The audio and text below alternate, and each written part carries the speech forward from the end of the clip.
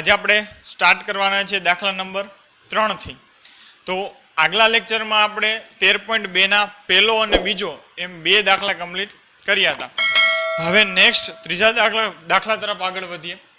ત્રીજા દાખલામાં શું કીધેલું છે તો કે ગુલાબજાંબુ તેના કદના 30% જેટલી ખાંડની ચાસણી છે। એટલે કે ગુલાબજાંબુનું જેટલું કદ છે એમાં 100% માંથી 30% શું છે ખાંડની ચાસણી। દરેક ગુલાબજાંબુનો આકાર। હવે આ વાંચતા પહેલા હું તમને એક વાત કહી દઉં, તમને બધાને ગુલાબજાંબુ એટલે એક ગોળ પદાર્થ યાદ આવી જાય, પણ અહીંયા આપણને ક્વેશ્ચનમાં એનો આકાર કેવો કીધેલો છે તો કે ગુલાબજાંબુનો આકાર નળાકારના બંને છેડે અર્ધગોલક લગાવ્યા હોય તેવો છે। એટલે કે નળાકાર છે, આ નળાકાર આપેલો છે, આ નળાકારના બંને છેડે શું લગાવેલું છે અર્ધગોલક તેવો છે। એટલે ગુલાબજાંબુને આપણે આ ક્વેશ્ચન સોલ્વ કરીએ ત્યાં સુધી ગોળની જગ્યાએ તમારે કયો ધારી લેવાનો આ રીતનો। તેની કુલ લંબાઈ કેટલી છે 5 સેમી। કુલ લંબાઈ કેટલી છે 5 સેમી અને વ્યાસ કેટલો છે 2.8 સેમી। એટલે વ્યાસ એટલે અહીંયા વર્તુળ ક્યાં આવે છે અહીંયા, તો વ્યાસ તો વર્તુળમાં જ હોય, તો આ 2.8 સેમી સેમ આ રીતે આ વર્તુળનું કેન્દ્ર અને વ્યાસ કેટલો છે 2.8 સેમી। તો આવા 45 ગુલાબજાંબુમાં આશરે કેટલી ખાંડની ચાસણી હશે?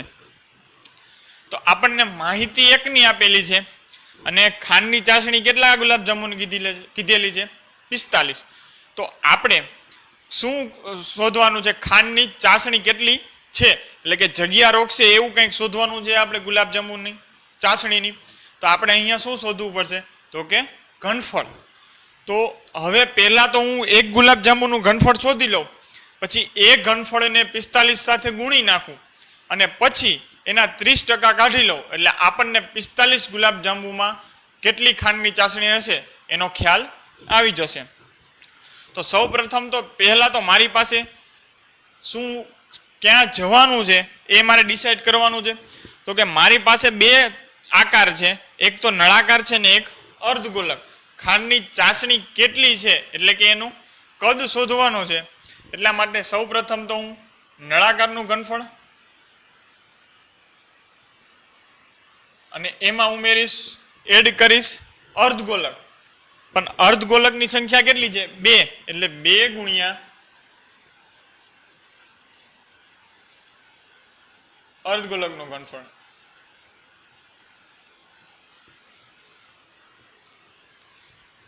હવે નળાકારનું ઘનફળ કેટલું છે એનું ફોર્મ્યુલા શું છે નળાકારના ઘનફળનું તો કે πr² h પ્લસ અર્ધગોલકનું ઘનફળ શું થાય તો કે અહીંયા 2 તો ગુણાકારમાં છે જ, તે અર્ધગોલકનું ઘનફળ એટલે 2/3 πr ઘન।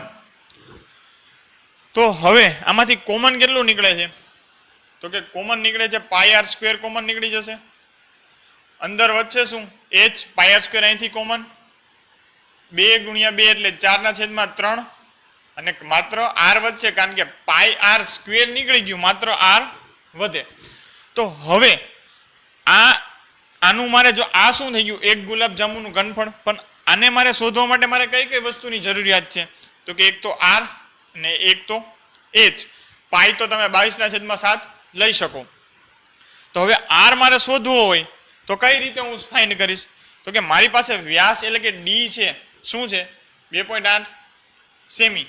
તો હું એના ઉપરથી ત્રિજ્યા શોધી શકીશ, r બરાબર વ્યાસ એટલે કે d/2। તો 2.8/2 તો આનો આન્સર શું આવી જાય તો કે 1.4 સેમી। તો આ આપણને શું મળી ગયું મને r। તો હવે મને અહીંયા r મળી ગયો, હવે મારે શું ફાઇન્ડ કરવાનું રહેશે તો કે h। તો મારે હાઈટ, પણ હાઈટ કોની ફાઇન્ડ કરવાની છે નળાકારની। આ આપણને કુલ હાઈટ આપેલી છે, એમાં અર્ધગોલકની હાઈટ પણ ઇન્ક્લુડ છે, આપણે માત્ર આ નળાકારની હાઈટ છે એ જ ફાઇન્ડ કરવાની છે। તો નળાકારની હાઈટ હું કઈ રીતે ફાઇન્ડ કરીશ તો અહીંયા મને r કેટલું મળ્યું 1.4। r એટલે અહીંયાથી આટલું અંતર કેટલું થશે આટલું અંતર તો કે 1.4। અહીંયાથી આટલું અંતર પણ કેટલું થશે 1.4, કારણ કે અર્ધગોલકમાં ત્રિજ્યા એ જ એની શું હોય છે હાઈટ. તો આટલું આની ઊંચાઈ કેટલી થઈ જશે 1.4. એવી જ રીતે આની ઊંચાઈ પણ શું થઈ જશે 1.4. તો હવે હું આ ટોટલમાંથી આ 1.4 અને બીજા 1.4 આ બે વાર 1.4 માઇનસ કરી નાખું તો મને આટલી હાઈટ મળે, એટલે કે નળાકારની હાઈટ મળે. તો ચાલો એ ફાઇન્ડ કરી લઈએ. નળાકારની ઊંચાઈ બરાબર ટોટલ હાઈટ કેટલી છે 5 માઇનસ શું કરવાનું તો કે આટલી અર્ધગોલકની હાઈટ અને બીજા અર્ધગોલકની હાઈટ 1.4 માઇનસ 1.4.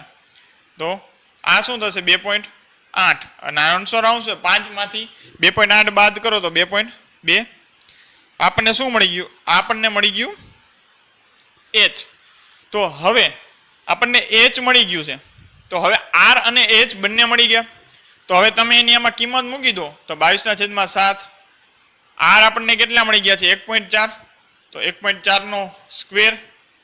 h શું છે 2.2. 2.2 પ્લસ 4/3 ગુણ્યા r શું છે 1.4.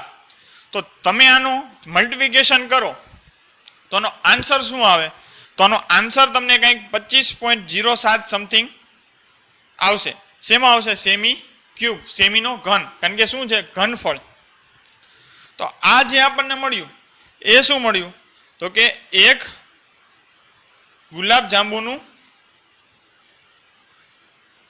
ઘનફળ. પણ આપણી પાસે આપણને શું કીધું છે કે 45 ગુલાબ જાંબુમાં કેટલી ખાંડની ચાસણી હશે. તો હવે મારે 45 ગુલાબ જાંબુનું ઘનફળ શોધી એના હું 30% કરી નાખું એટલે મને ખાંડની ચાસણી 45 ગુલાબ જાંબુમાં કેટલી છે એ મળી જાય. તો હવે તો અહીંયા 45 ગુલાબ જાંબુનું ઘનફળ શું થાય? તો કે એક ગુલાબ જાંબુનું જો ઘનફળ 25.07 થતું હોય તો 45 નું કેટલું થાય? તમે ત્રિરાશિ મૂકી શકો. તો આનો આન્સર શું આવે? તો 45 ગુણ્યા 25.07. તો હવે તમે આનો 45 ગુણ્યા 25.07 કરો એટલે એનો આન્સર શું આવે? તો કે 1128.204 સેમી ક્યુબ. આ શું મળી ગયું આપણને? 45 ગુલાબ જાંબુનું ઘનફળ. હવે આપણે જે ફાઇન્ડ કરવાનું છે હવે આપણને મળી જશે. આપણને શું ફાઇન્ડ કરવાનું છે? 45 ગુલાબ જાંબુમાં કેટલી ખાંડની ચાસણી હશે? તો એના માટે શું કરવું પડશે? તો કે 45 ગુલાબ જાંબુમાં ખાંડની ચાસણી બરાબર શું થશે? તો કે 1128.204 ગુણ્યા 30/100 બરોબર છે. એટલે આપણે ટકાવારી કોઈ પણના 30% કાઢવા હોય તો એને ગુણ્યા 30/100 આપણે લખી શકીએ. તો હવે આનો આન્સર શું થઈ જશે? તો આનો આન્સર તમને 37 પોઈન્ટ કંઈક સમથિંગ આન્સર આવશે. તો આનો જવાબ તમને બુક્સમાં તમને 338 આપી દીધો છે, રાઉન્ડ ફિગર 338 સેમી ક્યુબ શું થઈ જશે? ખાંડની ચાસણી છે. એટલે કે ટોટલ 1128 જે ગુલાબ જાંબુનું કદ છે, ઘનફળ છે, એ ઘનફળમાં 338 તો શું આવેલી છે? ખાંડની ચાસણી. તો તમને જે ક્વેશ્ચનમાં પૂછ્યું હોય એ તમારે જવા માટે સ્ટેપ બાય સ્ટેપ યાદ રાખવાની કંઈ જરૂર નથી. માત્ર તમને ખબર હોવી જોઈએ કે ક્યારે કયા ફોર્મ્યુલાનો યુઝ કરવો. તો એ તમને મેં અહીંયા શીખવાડી દીધું છે. હવે આના પછી આપણે નેક્સ્ટ ચોથા દાખલા તરફ આગળ વધીએ. તો દાખલા નંબર 4 આપણને શું કહેવા માંગે છે? તો કે એક લાકડાનું લંબઘન પેન સ્ટેન્ડ 4 શંકુ આકારના છિદ્રવાળું બનેલું છે. એટલે કે જો આ લંબઘન છે અને પેન સ્ટેન્ડ છે, એટલે કે પેનને રાખી શકાય એવું સ્ટેન્ડ છે. આકાર કેવો છે? તો કે લંબઘન. તો હવે લંબઘનના માપ 15 ગુણ્યા 10 ગુણ્યા 3.5 સેમી છે. એટલે તમે અહીંયા જોઈ શકો છો લંબઘન છે. હવે એમાં લંબઘનમાં આપણને ક્યુ ક્યુ માપ આપેલું છે. એલ બરાબર શું થશે? એલ બરાબર 15 સેમી. એલ બી બરાબર શું થશે? તો કે 10 સેમી. અને એચ બરાબર શું થશે? તો કે 3.5 સેમી. તો આ આપણને માપ મળી ગયું લંબઘનનું. તો છિદ્રવાળા દરેક ભાગની ત્રિજ્યા 0.5 સેમી છે. પણ હવે શું કીધું? 4 શંકુ આકારના છિદ્રવાળું. એટલે જે આ છિદ્ર હશે એ હું તમને અહીંયા દેખાડું છું. આ છિદ્ર કેવું હશે? તો કે આ છિદ્ર આ રીતના હશે. આ પેન છે એ કેવું શંકુ આકારની છે, એ રીતે આ છિદ્ર આ રીતના 4 છિદ્ર છે પેનમાં, આ સ્ટેન્ડમાં. એટલે આમાં પેન નાખો એટલે વ્યવસ્થિત સમાઈ જાય. તો એનું શું કીધેલું છે કે એની ત્રિજ્યા, તો આ જે આનું વર્તુળ છે એની ત્રિજ્યા કેટલી છે? 0.5 સેમી. અને ઊંડાઈ એટલે કે આ જે સ્ટેન્ડ છે એનાથી અંદર, એટલે કે આની ઊંડાઈ એટલે આની શું થઈ જશે? હાઈટ થઈ જશે. એ શું છે? 1.4 સેમી. તો આ કઈ આકારનું, કેવા આકારનું છે ખબર પડી ગઈ? શંકુ આકારનું. અને કઈ રીતનું છે એ પણ તમને અહીંયા ખબર પડી ગઈ. તો હવે બીજો આપણી પાસે આકાર થઈ ગયો શંકુ. તો શંકુ, તો એમાં શું છે? એની ત્રિજ્યા આર બરાબર છે 0.5 સેમી. અને એચ અહીંયા ઊંડાઈ એ શંકુની શું થઈ જશે? ઊંચાઈ શું છે? 1.4 સેમી. તો હવે આપણે શું ફાઇન્ડ કરવાનું છે? તો કે લાકડાના સ્ટેન્ડનું ઘનફળ શોધો. તો હવે લાકડાના સ્ટેન્ડનું ઘનફળ ફાઇન્ડ કરી લો. તો પહેલા તો લાકડાનું સ્ટેન્ડ બન્યું શેમાંથી છે? તો કે લંબઘનમાંથી. તો મારે શું પેલા ફાઇન્ડ કરવું પડે? લાકડાના સ્ટેન્ડનું ઘનફળ બરાબર પહેલા તો લંબઘનનું ઘનફળ, કારણ કે બનેલું શેમાં છે? લંબઘનમાંથી. પણ 4 છિદ્ર આવેલા છે તો એ તો એમાં ગણાશે નહીં. તો એ મારે આ લંબઘનના ઘનફળમાંથી બાદ કરવું પડશે. મેં લંબઘનનું ઘનફળ શોધ્યું, પણ એ કેવા લંબઘનનું ઘનફળ શોધ્યું? આ રીતના છિદ્ર વગરના. હવે અહીંયા આપણને 4 છિદ્ર આપેલા છે તો એ તો આ લંબઘનના ઘનફળમાં ગણાશે નહીં. તો એને મારે શું કરવું પડશે? આ લાકડાના સ્ટેન્ડમાં ગણાશે નહીં. તો એને શું કરવું પડશે? માઇનસ. તો માઇનસ. અને આ કેવા આકારના છિદ્ર છે? તો કે શંકુ આકારના. તો મારે કોનું ઘનફળ માઇનસ કરવું પડશે? શંકુનું ઘનફળ. તો અહીંયા માઇનસ શંકુનું ઘનફળ. પણ આ એક શંકુના ઘનફળની વાત થઈ. આપણી પાસે અહીંયા કેટલા છે? 4. તો મારે શું કરવું પડશે? 4 ગુણ્યા શંકુનું ઘનફળ. આ ધીરે ધીરે સ્ટેપ બાય સ્ટેપ એટલે સમજાવું છું કે તમને ક્યાંય પણ ડિફિકલ્ટી રહે નહીં. તો હવે લંબઘનનું જે ઘનફળ છે એનું ફોર્મ્યુલા શું થાય? તો કે એલ બી એચ માઇનસ શંકુનું ઘનફળ શું થાય? તો કે પાય આર સ્ક્વેર એચના છેદમાં 3. તો હવે આપણી પાસે બધું છે. જો આમાં એલ બી એચ, તો કે આ આપણે એલ બી એચ આપણી પાસે છે. પછી શંકુના ઘનફળમાં આર અને એચ, તો કે આર અને એચ પણ છે. તો આની વેલ્યુ આમાં તમે પુટ કરી દો અને જે તમારો આન્સર આવે એ શું થઈ જશે? લાકડાના સ્ટેન્ડનું ઘનફળ. હવે તમને આમાં ઘણીવાર અલગ અલગ ક્વેશ્ચન બોર્ડમાં પૂછી પણ શકે છે કે ભાઈ આ લાકડાનું સ્ટેન્ડ છે તો એમાં ખાલી શંકુનું ઘનફળ શોધો. તો માત્ર શું શોધવાનું રહેશે? તો આ જે 4 ગુણ્યા pi R square divided by 3 છે એ ફાઇન્ડ કરવાનું રહેશે. બરોબર છે? માત્ર. અને અહીંયા આપણને લાકડાના સ્ટેન્ડનું પૂછ્યું છે એટલે આ રીતે આપણે ફાઇન્ડ કરશું. ક્વેશ્ચન ગમે તે આવે, તમે એકવાર ક્વેશ્ચનને સારી રીતે સમજી લો એટલે તમને ક્યાંય પણ બોર્ડમાં ડિફિકલ્ટી રહેશે નહીં. તો હવે આના પછી આપણે નેક્સ્ટ 5મા દાખલા તરફ આગળ. હવે આપણે જોઈએ દાખલા નંબર 5. દાખલા નંબર 5માં શું કીધેલું છે? એક વાસણનું સ્વરૂપ ઊંધા શંકુ જેવું છે. એટલે કે ઊંધા શંકુ એટલે આ રીતના શંકુ છે. સીધો શંકુ એટલે આપણે ટોપી બર્થડેમાં જે યુઝ કરીએ છીએ, બર્થડે બોય માટે ટોપી, એ સીધો શંકુ છે. આ ઊંધો શંકુ એટલે આ રીતે. તેની ઊંચાઈ 8 સેમી છે. એટલે આની ઊંચાઈ છે એ h બરાબર 8 સેમી છે. ઉપરના ખુલ્લા ભાગની ત્રિજ્યા, એટલે કે ઉપર જે ખુલ્લો ભાગ છે એની ત્રિજ્યા કેટલી છે? 5 સેમી. તો r બરાબર 5 સેમી. તો તે ધાર સુધી પાણી ભરેલું છે. એટલે અહીંયા શું છે? આટલી ધાર સુધી શું છે? પાણી ભરેલું છે. જ્યારે વાસણમાં 0.5 સેમી ત્રિજ્યાવાળી ધાતુની ગોળી નાખવામાં આવે, એટલે કે નાની એવી ગોળી નાખવામાં આવે તો એ ગોળી કેવી હોય? ગોલક ટાઈપ હોય. એટલે એ નાખવામાં આવે એટલે એનો ધાતુની ગોળીનો આકાર કેવો થઈ ગયો? ગોલક. તો એ ધાતુની ગોળી નાખવામાં આવે છે. તો આ થઈ ગયું શંકુ. શંકુ માટેની ઇન્ફોર્મેશન. પછી ગોલક એટલે કે ગોળી. અહીં આપણે ગોલક એટલે ગોળી છે. તો એની શું છે? ત્રિજ્યા કેટલી આપેલી છે? 0.5 સેમી. તો ત્રિજ્યાવાળી ધાતુની ગોળીઓ નાખવામાં આવે છે ત્યારે 1/4 જેટલું પાણી બહાર નીકળે છે. તો વાસણમાં નાખેલી ગોળીની સંખ્યા શોધો. એટલે કેટલી આપણે ગોળીની સંખ્યા શોધવાની છે, પણ આપણે n ગોળી જ્યારે નાખીએ છીએ ત્યારે આમાંથી ચોથા ભાગનું પાણી શું નીકળી જાય છે? બહાર નીકળી જાય છે. 1/4 જેટલું પાણી બહાર નીકળી જાય. એટલે 1/4 એટલે કે 100%ના ચોથા ભાગનું પાણી કેવું થાય છે? બહાર નીકળે છે. તો આપણે વાસણમાં કેટલી ગોળી નાખશું ત્યારે ચોથા ભાગનું પાણી બહાર નીકળે છે. તો સૌ પ્રથમ તો આપણે શંકુનું ઘનફળ શોધી લઈએ એટલે આપણને પાણીનું ઘનફળ મળી જાય. કારણ કે આનું ઘનફળ જો 100 સેમી ક્યુબ હોય તો એમાં 100 સેમી ક્યુબ જ પાણી સમાશે. એટલે આપણે સૌ પ્રથમ શું શોધવાનું રહેશે? શંકુનું ઘનફળ. તો ચાલો એ ફાઇન્ડ કરી લઈએ.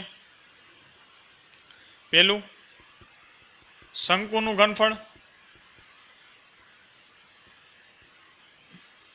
તો એ શું થઈ જશે? શંકુના ઘનફળનું ફોર્મ્યુલા શું છે? તો કે 1/3 પાઈ r²h. તો અહીંયા આપણે પાઈને એમને રાખીએ. શા માટે? એ હું તમને હમણાં કહીશ કે શા માટે આપણે પાઈને રાખીએ. કારણ કે આપણે ખોટું ગુણાકારમાં લેવાની અત્યારે એની જરૂર નથી. પાઈને એમને રાખી દઈએ. 1/3 એટલે r શું છે આપણને? શંકુમાં 5. તો 5² ગુણ્યા h શું છે? 8/3. તો 5² 25 ગુણ્યા 8 200. તો 200 પાઈના છેદમાં 303 સેમી ક્યુબ. સેમીનો ઘન. પાઈને એટલા માટે હું રાખું છું કે આપણે આગળ જતા એ તરત કટ થઈ જતું હોય તો આપણે અત્યારે એનું મલ્ટિપ્લિકેશન કરવાની કાંઈ જરૂર નથી. તો આ આપણું થઈ ગયું પેલો આન્સર. તો હવે પછી શું ફાઇન્ડ કરવાનું રહેશે? આપણે પાણીની એટલે આપણે શંકુનું ઘનફળ ફાઇન્ડ કરી લીધું. તો હવે હું આ જે શંકુનું ઘનફળ છે એમાં હું 10 સેમી ક્યુબની ગોળી નાખી દઉં તો 10 સેમી ક્યુબ પાણી બહાર આવી જશે. તો એ મારે ફાઇન્ડ કરવા શું કરવું પડશે? પહેલાં તો મારે ગોળીનું ઘનફળ શોધવું પડશે. એટલે હવે બીજું શોધીએ ગોળીનું ઘનફળ.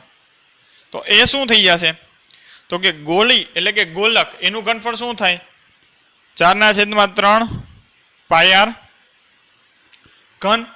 તો એ હવે આપણે એમની કિંમત મૂકી દઈએ. અહીંયા પણ પાઈને હું એમને જ રાખીશ કારણ કે આપણને આગળ કેલ્ક્યુલેશનમાં એ ઈઝી રહેશે. 4/3 પાઈ એમને. r શું છે આપણી પાસે? 0.5 નો ઘન. તો હવે તમે 0.5 નો ઘન કરો તો એ શું થાય? 0.625. અને એ ન કરવું હોય તો તમે આને આમ પણ લખી શકો કે 5 ગુણ્યા 5 ગુણ્યા 5 3 વાર ને છેદમાં 1000. તો હવે આપણે આનો ગુણાકાર કરીએ એટલે 0.625 ગુણ્યા 4 એટલે શું મળી જાય આપણને? 0.625 ગુણ્યા 4 એટલે આપણને 0.5 જ મળશે.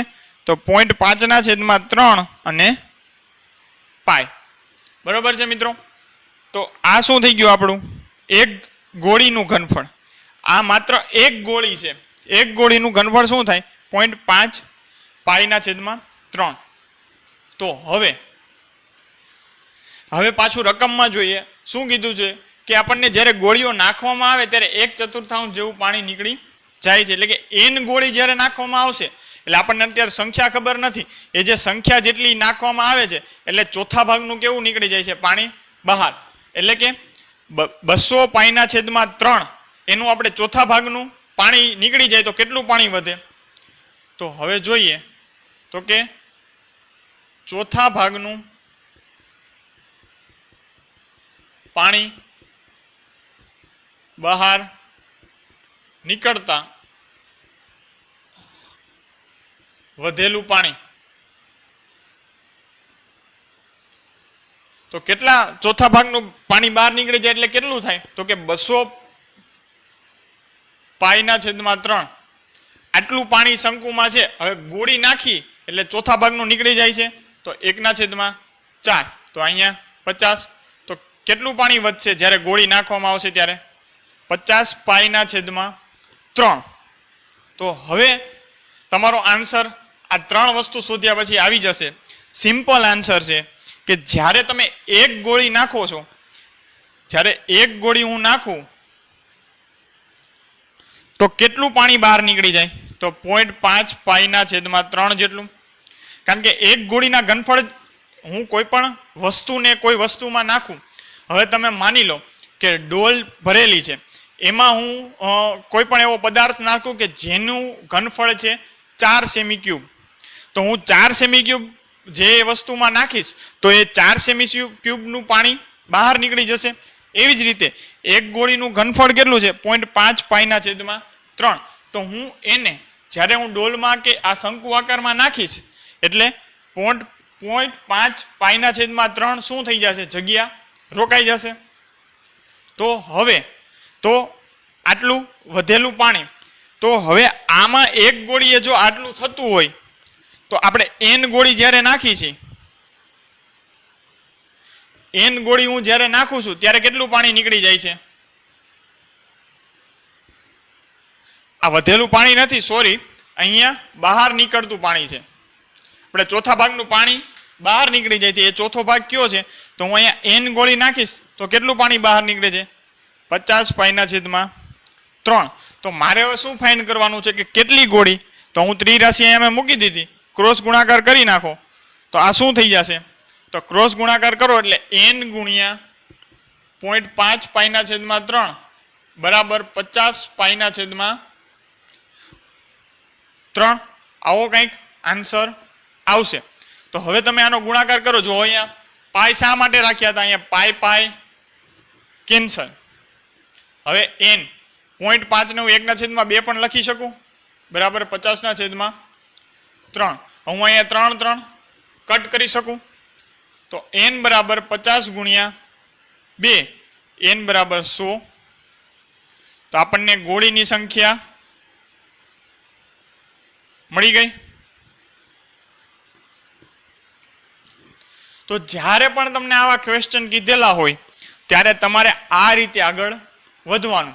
હવે અહીંયા ગોળી છે, ગોળીની જગ્યાએ તમને કોઈ બીજો આકાર આપેલો હોય તો એ આકારનું ઘનફળ ફાઇન્ડ કરી અને તમે જે વિગત આપેલી છે એ રીતે તમે આગળ વધશો એટલે આ દાખલા બધાય તમે સોલ્વ કરી શકશો. દાખલામાં કંઈ નથી, પણ માત્ર તમારે જે આપેલું છે રકમમાં એ પહેલાં સમજવું વધારે ઇમ્પોર્ટન્ટ એ જ છે. હું એ જ રીતે તમને ભણાવું છું. જે રીતે રકમમાં આપેલું છે એ રીતે આપણે વિગત લખતા જઈએ છીએ અને એના પછી આપણે એને આગળ વધારીએ છીએ.